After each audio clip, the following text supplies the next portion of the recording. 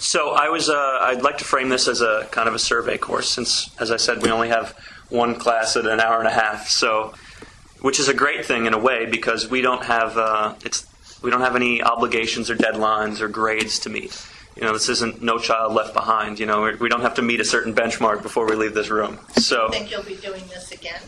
I don't know. This is just the first class. If it goes well, and if Susan would like me to, I might, perhaps. If we tell how wonderful it was. Yeah. Well, let's aim for that. We'll aim for that. So the great part about that is we can go where you want. We don't have to be bound to this. If you hear something that I'm talking about, or you hear something another person's talking about, we can go there, and I'll just try and guide the discussion accordingly. So I just want to read briefly about my perspective on writing, just to give you an idea of how I'm going to frame everything. I write and create with a predisposition towards raising up humanity, not bringing it down or using it for my gratification. I don't write with a primary motive of making lots of money or getting famous or even earning a living. I look at it as a method of broadcasting human benevolence. This is not the only way to write by any means, but it's my way, and it colors how I view writing entirely. As a result, you'll hear me talk about things like writing logically versus writing spiritually, which is something you touched upon.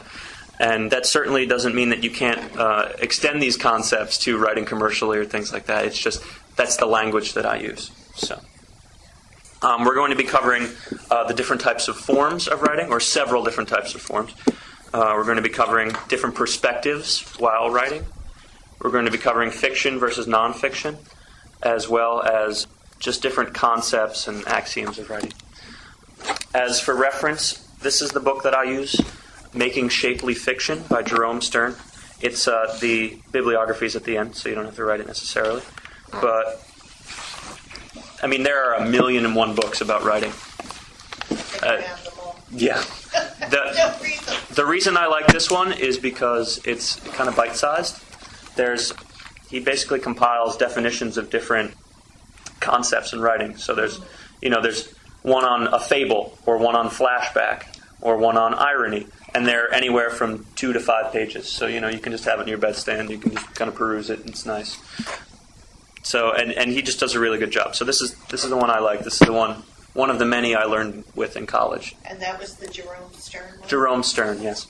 Also, I didn't hear anybody mentioning that they were interested in screenplays. But if they are, books like this, The Screenwriter's Bible, are very useful. Because they teach format. And format is pretty much the most important, well, not pretty much. It is an important thing when writing screenplays, because you're going to need to submit it to somebody, and if they see it's a mess, they're not going to be interested in reading it. So books like that are useful if you're going to try and pursue something like that.